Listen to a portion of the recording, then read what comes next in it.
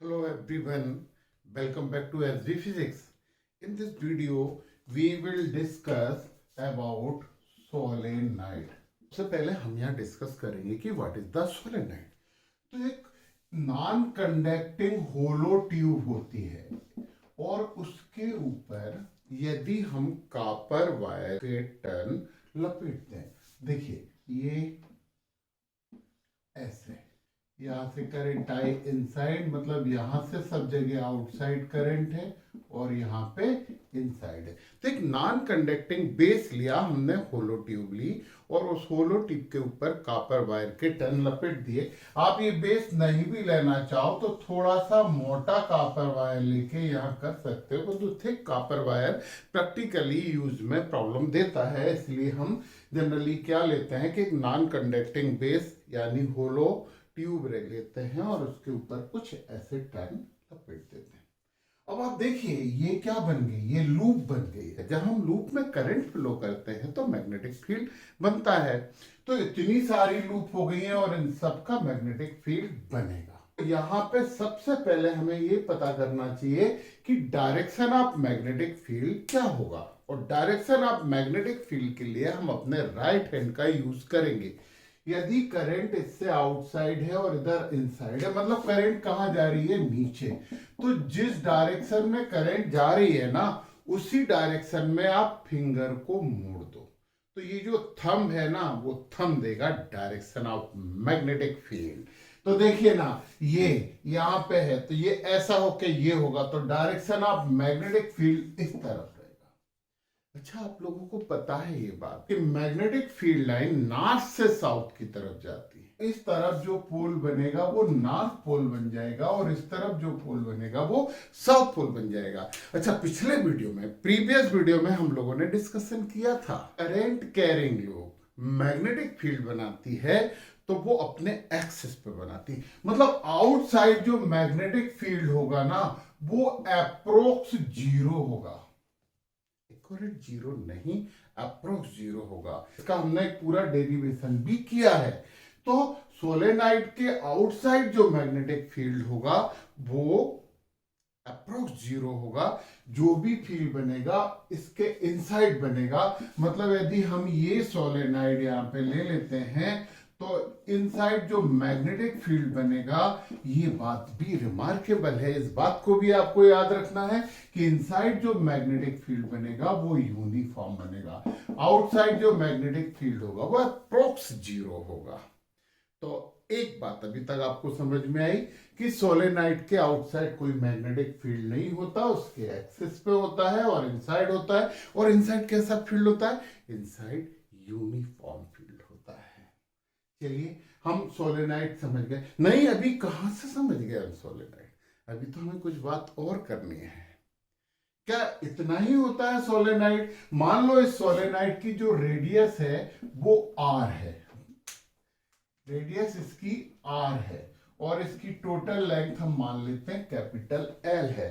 तो ध्यान रखिए कि सोलेनाइड के लिए जो आर होता है वो very less than from L.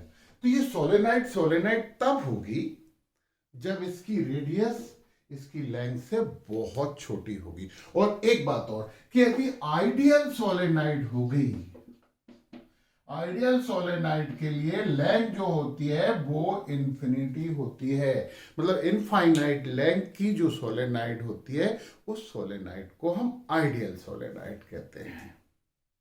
अब ठीक है, इससे मैग्नेटिक फील्ड कहां बनेगा, इसकी डायरेक्शन हमने इससे फाइंड कर ली है। अब हमारे पास क्वेश्चन आता है कि ये कितना बनेगा, मतलब अब हम फाइंड करेंगे फील्ड स्ट्रेंथ। तो फील्ड स्ट्रेंथ के लिए हम यूज करेंगे एम्पियर सर्किटल लॉ। तो हम यहां पे फाइंड कर रहे हैं फील्ड स्ट्रेंथ, मतलब हमें बी निकालना है, also known as magnetic field induction. इसे मैग्नेटिक फील्ड इंडक्शन भी बोलते हैं।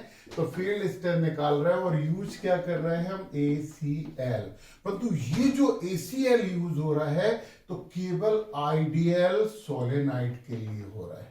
फाइनाइट लेंथ की सोलेनाइड के लिए हम एक और मेथड यूज करेंगे। एम्पियर बोला था कि line integral of magnetic field induction is equal to mu naught into I in, जो क्लोज लूप है also known as amperian loop. इस क्लोज लूप के अंदर जितना करंट फ्लो हो रहा है उसका म्यू नॉट टाइम परमिएबिलिटी। तो ठीक है, ये तो हमें एम्पियर सर्किट आ गया। अब हम बात कर रहे हैं सोलेनॉइड की।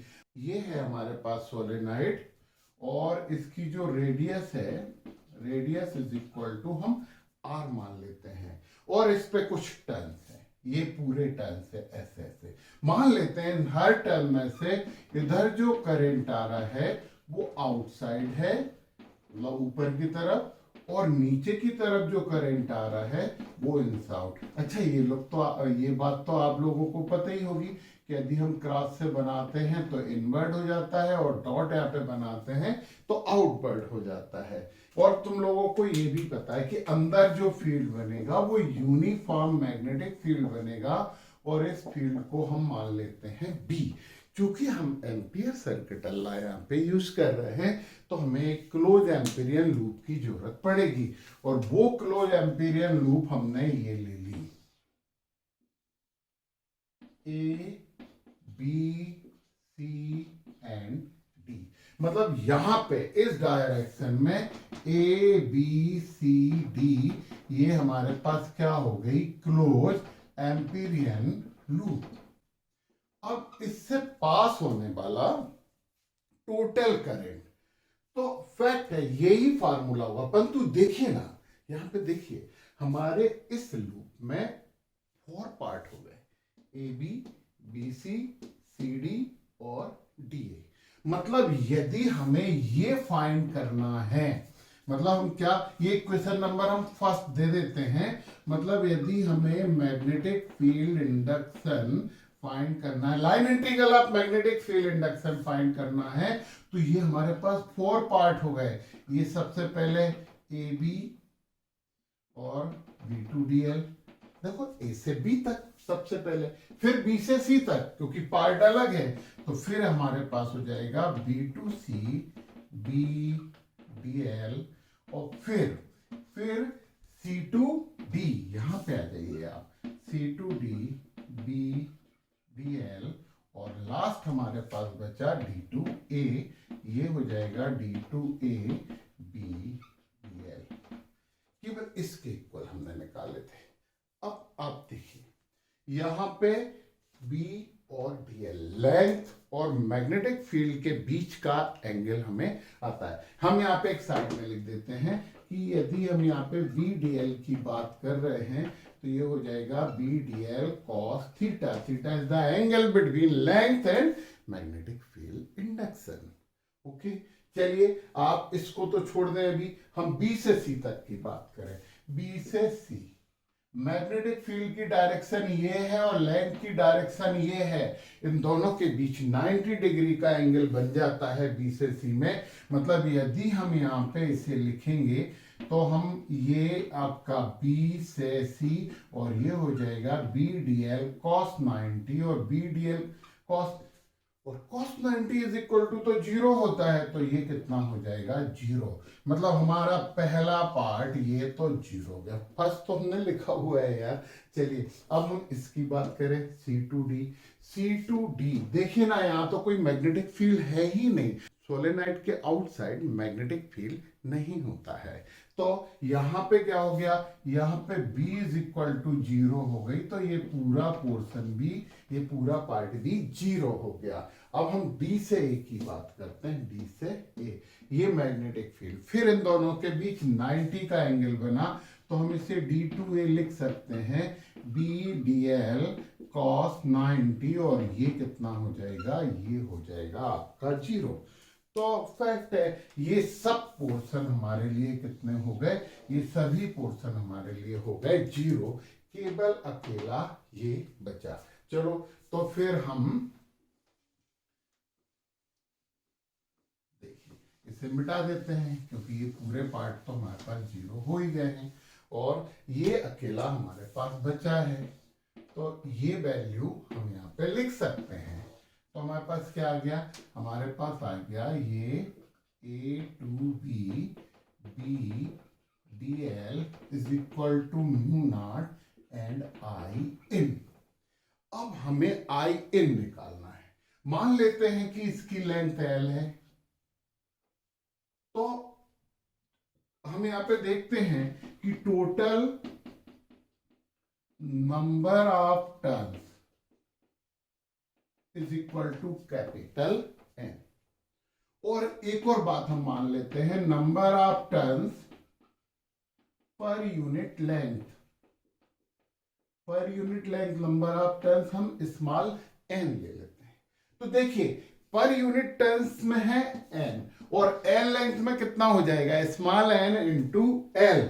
मतलब यदि आई इन फाइंड करना चाहेंगे हम, तो आई इन पर यूनिट लेंथ टर्न कितने हैं n, और हर टर्न्स में जो करंट फ्लो हो रही है वो करंट हम मान लेते हैं I।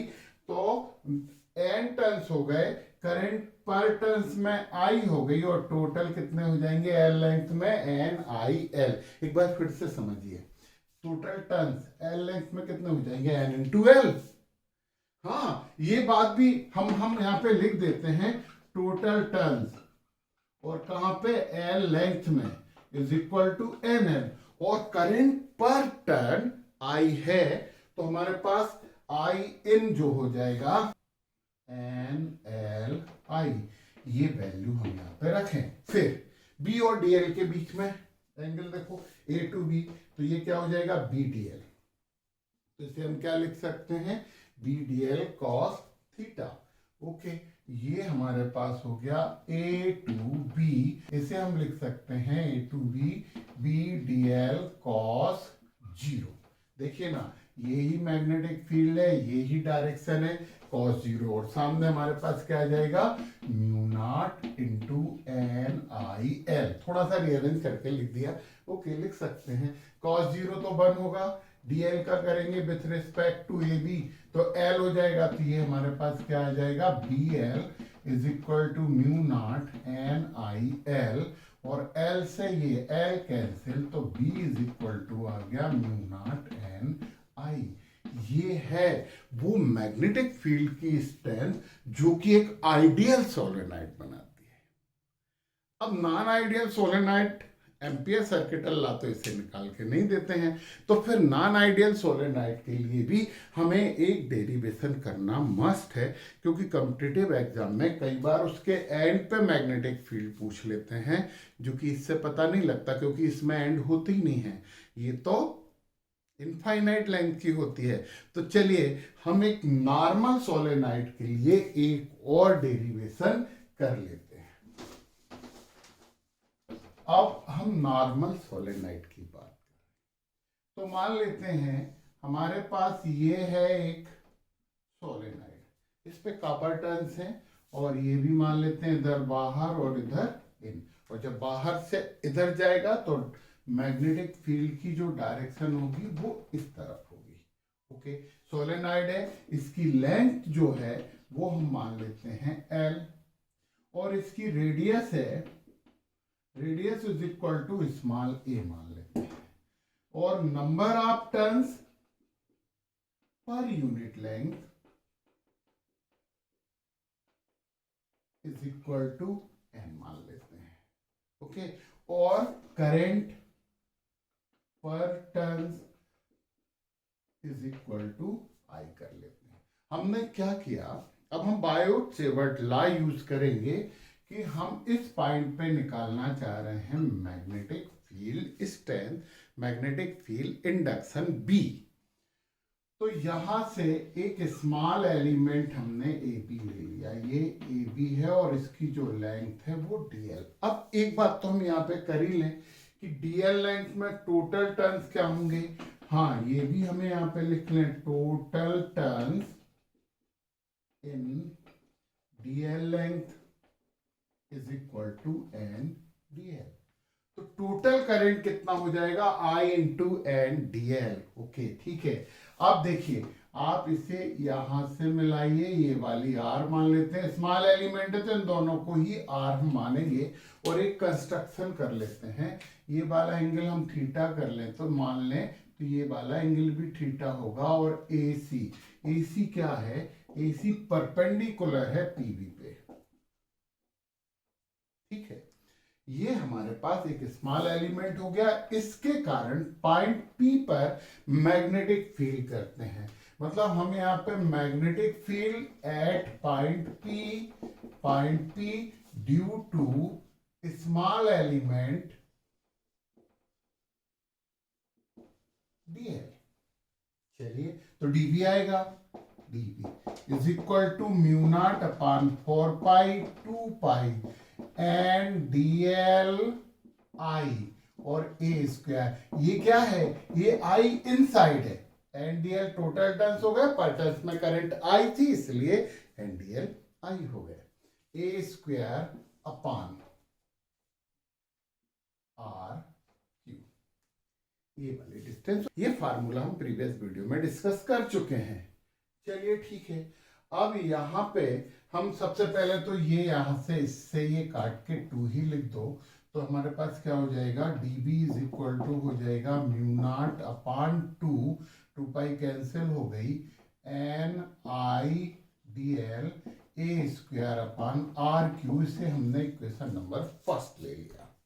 चलिए अब हमें यहाँ पे dl तो हमने इमेज किया यार, तो dl को निकालना पड़ेगा हमें। हम क्या कर लें, हम यहाँ पे ट्राइंगल ABC ले लें, राइट एंगल ट्राइंगल तो है ही ये, sine theta is equal to perpendicular upon base, तो यहाँ पे क्या हो जाएगा, sine theta is equal to perpendicular upon base मतलब AB, और AB तो dl है, ये हो जाएगा sine theta is equal to AC upon dl, तो dl इज इक्वल टू हो जाएगा AC अपॉन साइन थीटा। इसे इक्वेशन नंबर हम सेकंड मान देते हैं। AC भी तो हमने ही परपेंडिकुलर डाला है और ये मेजरेबल नहीं है, तो हमें AC को भी बदलना पड़ेगा। अब हम एक ट्राइंगल ले लेते हैं PAC, और इसके लिए हमारे पास फार्मूला है angle is equal to arc upon radius.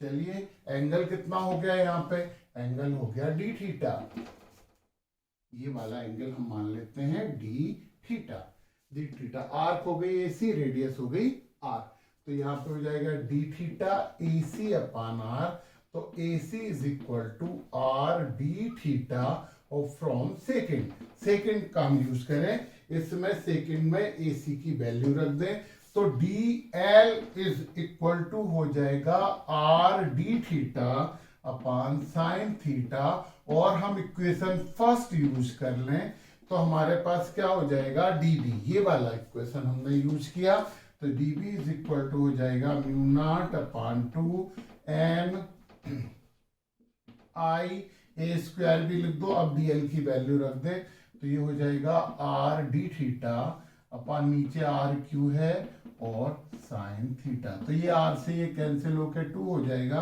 तो dB इज इक्वल टू हो जाएगा mu naught upon 2 N I a square d theta upon r square sine theta. Okay, देखिए जरा एक और इम्पोर्टेंट बात देखिए, हम ऐसा करते हैं कि ये एक और ये वाली चीज तो A है, और ये PB भी अप्रोक्स R है, क्योंकि ये बहुत स्मॉल एलिमेंट होता है। हाँ, हम तुम्हें बता देते हैं कि PA approx equal to PB is equal to R, और यहाँ पे हम कुछ दे दें, इसे M बोल देते हैं। तो अब हम यहाँ पे ले लें, इसे इक्वेशन नंबर हमने बोल दिया, अभी तक हमारे कितने इक्वेशन हो गए थे, 2 हो गए थे, इक्वेशन नंबर 3। ओके, अब हमने लिया ट्राइंगल PB और M। PBM में देखिए तो जरा sine theta is equal to कितना होगा, ये तो A और ये R, जो कि हमने बोला है sine theta is equal to A upon R, A upon R is equal to sine theta from third, और अब हम थर्ड में A अपॉन R मतलब A square upon R square की जगह साइन स्क्वायर थीटा, मतलब A square upon R square के place पे साइन स्क्वायर थीटा रख जाएगा, ये वाली चीज इसकी जगह पे, तो dB इज इक्वल टू हो जाएगा mu naught upon 2 N I sine square theta d theta upon R square की जगह तो रख ही दिया है साइन थीटा, ये साइन थीटा से ये स्क्वायर कैंसिल हो गया, और अब हमारे पास क्या आया है, देखिए dB इज इक्वल टू हमारे पास आ गया है mu naught N I sine theta D theta upon 2।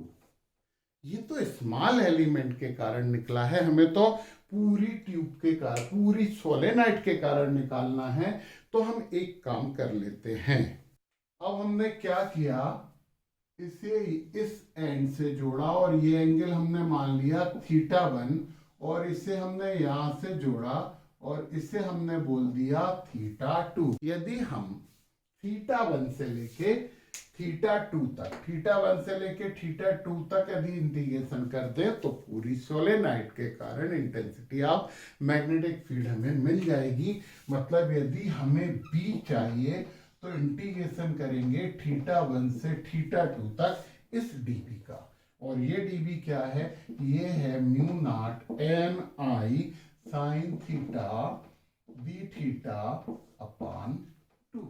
आपको ये बात समझ में आई ना, θ1 से लेके हमने कहां तक कर दिया, θ2 तक, तो पूरी सोलेनाइड हमारी कवर हो जाएगी। ओके, अब देखिए आप, जो चीज बाहर आने वाली है, क्योंकि हमें तो B निकालना है, तो dB निकला था, तो हमें बाहर जो आ सकती है उन्हें बाहर ले लो, mu naught N I upon 2 बाहर आ गया। और यदि हम यहाँ पे साइन थीटा का इंटीग्रेशन करेंगे तो ये माइनस कॉस थीटा और अपर लिमिट लोअर लिमिट, उल्टा लोअर लिमिट अपर लिमिट, तो B इज इक्वल टू हमारे पास आ जाएगा mu naught N I upon 2 minus cos θ2 minus minus plus cos θ1।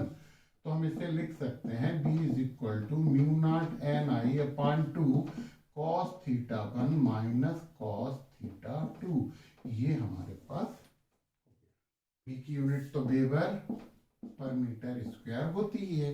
तो अब आप देखिए, अब इसके वन एंड पे, एट वन एंड, यदि हम एक एंड पे चले जाएं, यहां पे निकालें, इस पॉइंट पे निकालें, तो देखिए आप जरा θ1 is equal to 0, one end पे θ1 इज इक्वल टू 0, यहीं से यदि हम इसी को मिलाएंगे तो θ1 0 और θ2 पूरा लेना पड़ेगा तो 90, तो θ2 इज इक्वल टू हो जाएगा 90।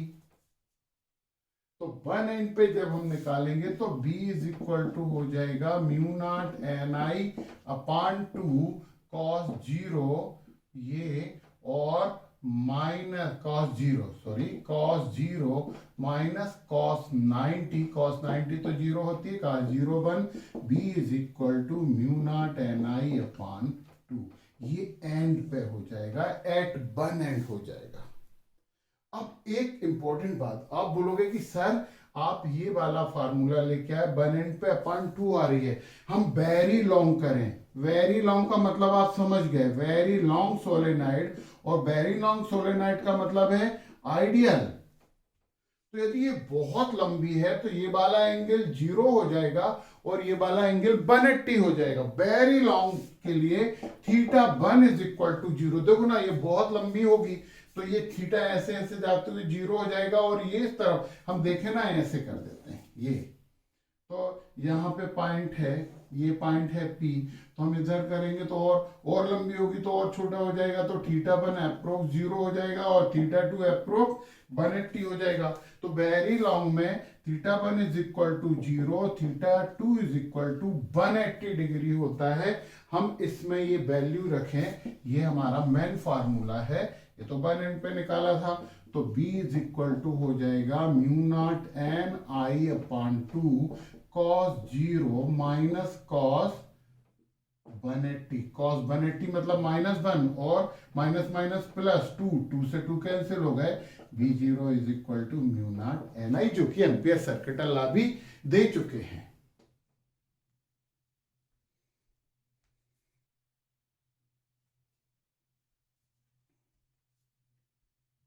तो ये दोनों मेथड से, मतलब यदि हम इस नॉर्मल सोलेनाइड को बायो-सेवर्ट लॉ से करें तो हम आइडियल सोलेनाइड के लिए भी यहाँ पे एक्सप्रेशन फाइंड कर सकते हैं, परंतु यदि हम एम्पियर सर्किट लॉ यूज करेंगे तो केवल आइडियल सोलेनाइड के लिए मिलेगी।